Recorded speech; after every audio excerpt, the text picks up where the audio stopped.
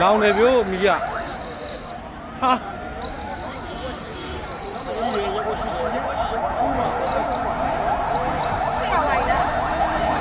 ကဲအားလေး50ဖျားရှိတက်တယ်မှာနော်မီးလောင်နေတာနော်များတယ်ဗျာတအားများတယ်ဗျာမီးတအားများတယ်ဗျာကြောက်စရာကြီးအားလေး50ရှိတက်တယ်မှာမီးလောင်နေတာပါဟုတ်ကဲ့ပါဒီမှာကြည့်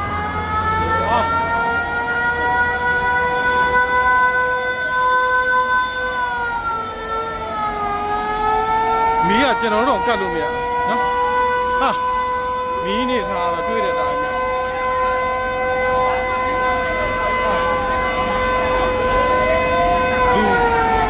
လူတွေထိခိုက်နိုင်ပါလေ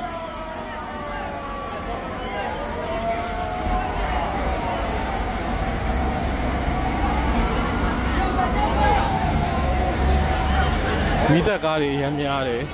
ဒါပေမဲ့မီးကဟိုးအတွင်းထဲထိလောင်နေတော့ဘလို့မှလုံးလို့မရဘူးเนาะ